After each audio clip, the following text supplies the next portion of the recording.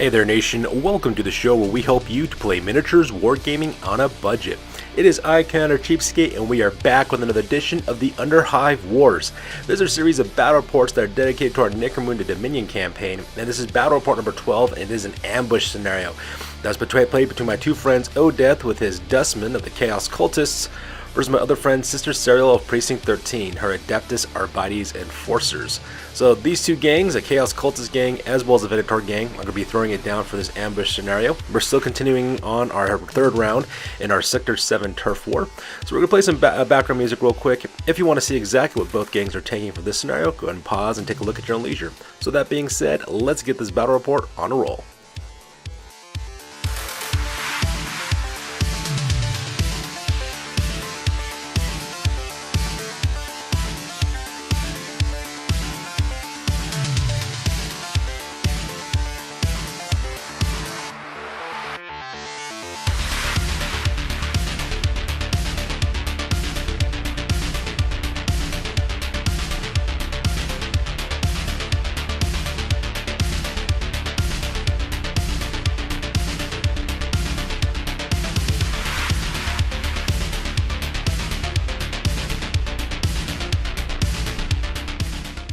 Alright, so the scenario rule of this one is ambush. Pretty much what ends up happening is that the attacker has a full roster that they can use at their disposal, while the defender has D3 plus 5 defenders. For deployment, defender rolls a D6 for each one of their fighters. On a roll of 1 through 5, they set up inside the deployment zone right in the middle of the table, while on a 6, they are set aside.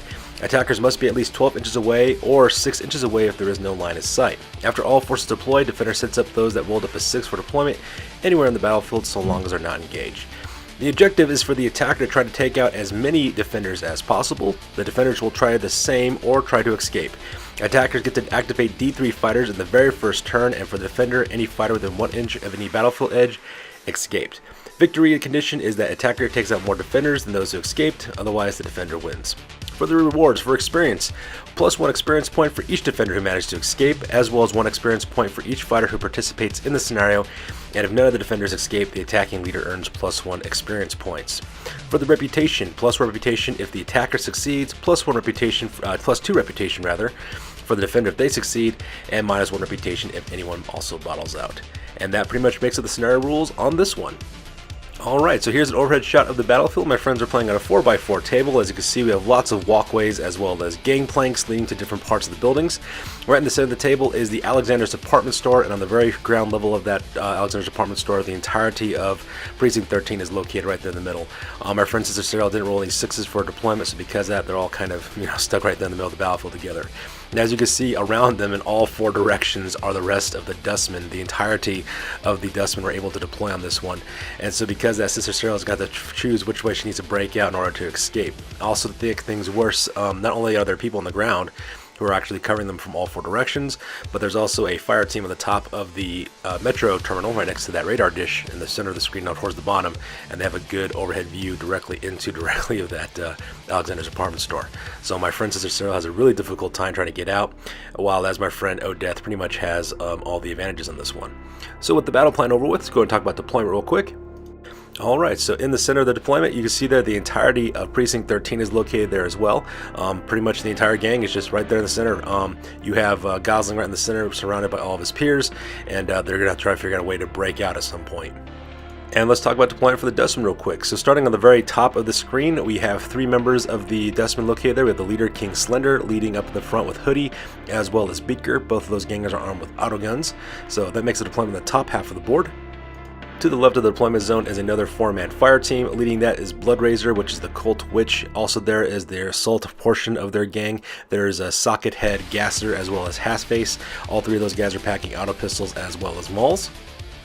And standing overwatch on the top of the metro terminal next to the radar dish, looking straight down directly into the Alexander's apartment store, that is the Oculoid as well as Roar, which is the gang disciple who's armed with a heavy stubber, and the other guy's armed with an autogun. And finally, watching the right-hand side of the table, there are 2 more members of the Dustmen. That is the Nerf Hunter at the front, and right behind him is the Nerf number 1. And both those guys are armed with auto pistols as well as close combat weapons. So with deployment over with, my friends roll off for initiative to see who goes first. So the first thing that ends up happening is that the Chaos Cultists manage to take the first turn because they are the attackers in this scenario, and because of that, D3 attackers get activated during the first turn. They do all their actions first before anybody else does. So my friend Odeth, he activates 3 of his gang members. He activates Roar, Bloodraiser, as well as King Slender. Now, as you can see in this photo here, he decides to go with his Cult Witch first, which is Bloodraiser. Because Bloodraiser is also a champion for the gang, he also activates another fighter who is within 3 inches of him. He moves up both of his gang members up the normal moon allowance as well. He decides to do a psychic test and manages to get off Dark Shield, which allows +1 save to all friendly models within 3 inches. So because of that, that entire little assault group on the left hand side of the battlefield does have +1 to their save as well. And he also moves up Socket Head, his normal moon allowance, and has an open fire with his auto pistol. And unfortunately for Sister Serial, that auto pistol did manage to wound Judge Fear, which is the leader of Precinct 13, and he carries a wound on him. Luckily for late Sister Serial though, Judge Fear is a hunt leader, so he does carry 2 wounds, and that's the only thing that has going for him at this point. So that part was kind of rough. The second activation goes to Roar, which is the gang disciple who is armed with a heavy stubber, who then also activates Hoodie. I apologize, that's not the Acolyte, that's Hoodie. And both of them take aim with their autogun and heavy stubber respectively, and actually open fire into Precinct 13 right in the middle of the Alexander's department store. The Hoodie misses his shots, however, the shots from Roar does manage to hit Judge Fear and to wound him as well, so because of that, he does go down and he is seriously injured, and he also carries a flesh wound as well. So right off the bat, Sister Serial's gang leader is completely laying down on the ground, bleeding out at the time. So because he's so close to the rest of the Precinct 13, they all have to take cool checks to see if they break. And unfortunately for Sister Serial, Judge Gosling, which is a judge who's carrying a shotgun, who's also attached to the Interceptor, he fails his cool check, so because of that, he flees to the left-hand corner of the Alexander's apartment store, seeking cover because he doesn't want to get shot at. And that's kind of rough for Lady Dama because now she lost 1 member of her gang that she can't use for the action phase. And the final activation that my friend Odeth decides to activate is King Slender, and because he's a gang leader, he can also activate 2 other fighters. He activates the Oculoid as well as Beaker. All 3 of those guys move up their normal moon allowance up to the corner of the building right between the street, right between the Alexander's department store, as well as the office building right next to them, and they open fire to 2 autoguns as well as a shotgun with slug rounds. Between all 3 Dustmen opening up onto Judge Vasquez, which is the hunter who's armed with the flamer, they both managed to wound him, use up his 2 wounds as well, and also managed to drop him as well. So because of that, Judge Vasquez is now laying on the ground, seriously injured and bleeding out. And because he is so close to the rest of the members of Precinct 13, the entire gang needs to take cool checks to see if they break. And as you can see, the Interceptor failed its cool check, so because of that, the Cyber Mystique also hides in the right-hand corner of the Alexander's apartment store because it too doesn't want to get shot at as well. So with all the initial activations done with, we go directly to the normal turns on this one because the attacker's D3 activations have been used up. And the first thing that Sister Serial does is activate Judge Drake, which is one of the hunters as well. He takes aim with his heavy stubber and he opens up directly to King Slender as well as where Beaker, as well as where the Oculoid were coming in from over from the right hand side. And luckily for Sister Serial, she managed to land 3 shots with her rapid fire ability. So because of those 3 members of the Dustmen were so close together, she decides to allocate hits to each one of them. So one of the shots managed to hit the Oculoid, but does not actually wound him, so because that he goes down. However, the second 2 shots, second and third shot, they go directly into King Slender. Not only did they manage to hit him as well, but they also put him out of action, and when we rolled for the injury on this one, King Slender rolled double 6s, so because that he dies a memorable death. So not only does Judge Titus also secure, Judge Drake earns himself 2 experience points, he also earns himself an additional experience point as well because of the memorable death that just took place with the Dustmen getting their leader just clipped right off the bat. Also, if I remember correctly, Lady Domina also activated Judge Mason, who then opened up with his bolt pistol and managed to hit Beaker, but was unable to wound him. So because of that, Beaker and the Acolyte are both pinned, and, King Slender is now dead. So, wanting some vengeance, my friend Odeth decides to activate Gazer, and the reason why he activates that fighter is because that fighter, not only is he carrying an auto pistol and a maul, but he's also carrying frag grenades as well. So he moves up his normal moon allowance, and he also tosses in a frag grenade, aiming it directly at Judge Drake. And as you can see from the 3-inch, the last template, the grenade lands directly right on top of Judge Drake, causing a huge explosion of fragmentation with a 3-inch blast template. So because of that, I think he hits Drake, I think he also hits Judge Fear, and I think maybe Judge Mason also gets hit as well, I believe. So because of that, all 3 of those guys have to take armor saves to see if they're okay or not. And for the most part, the damage didn't actually do anything at all. They managed to save their armor saves. They also passed their strength test, so they don't have to worry about being knocked back for an inch either. So that part's kind of great for Sister Serial. In response, Lady Dama then activates her last gang fighter, which is Judge Darko. He's armed with a bolt gun. She moves him up his normal mood allowance to where the left-hand side of the Alexander department store is, and he opens up with his bolter against Sockethead. And not only does he manage to hit Sockethead, she also manages to wound him as well and puts a serious injury on him. So because of that, Sockethead is now laying on the ground bleeding out, and he will need to roll up at the end phase to see exactly what happens to him.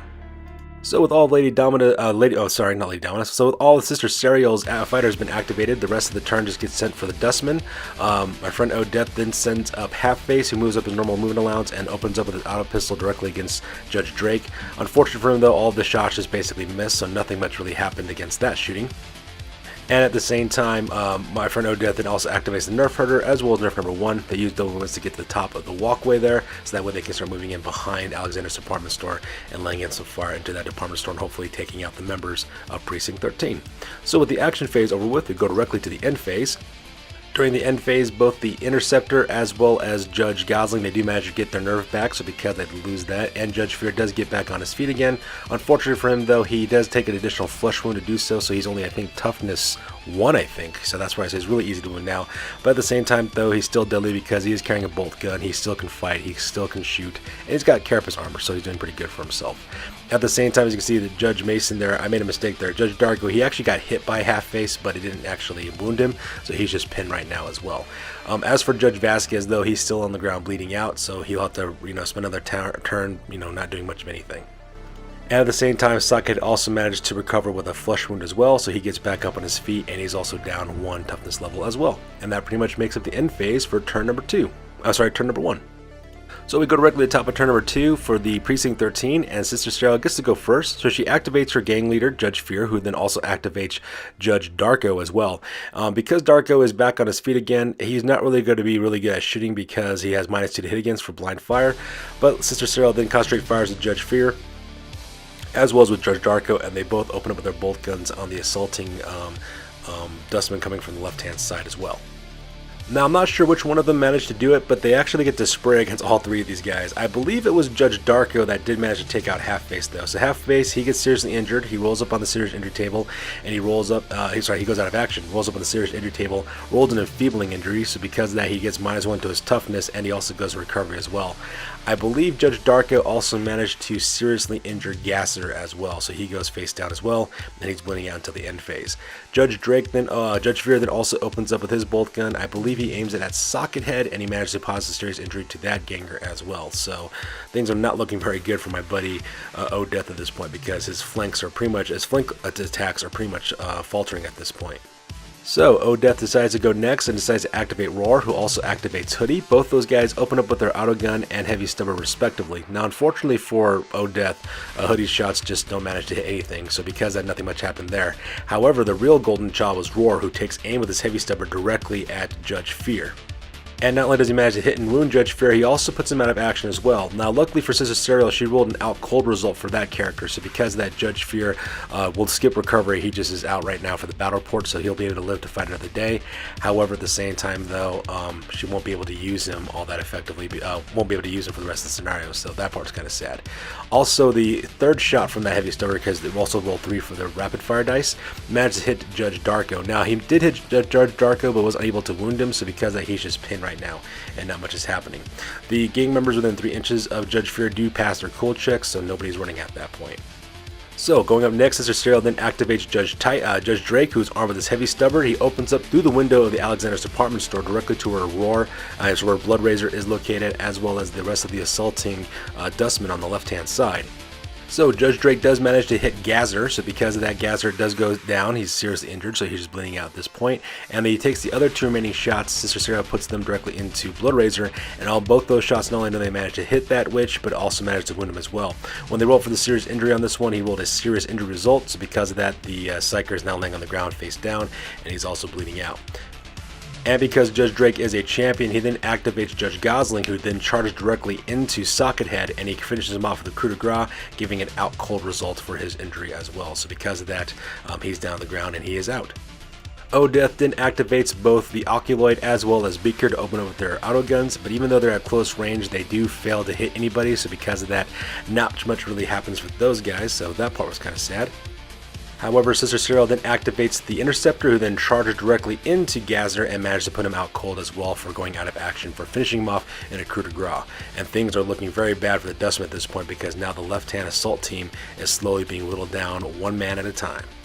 At the same time, Odeth then activates the Nerf Herder, who spends a double movement moving to the back of the Alexander's department store, so that way he can start pressing his attack from the bottom of the Alexander's department store directly into Precinct 13.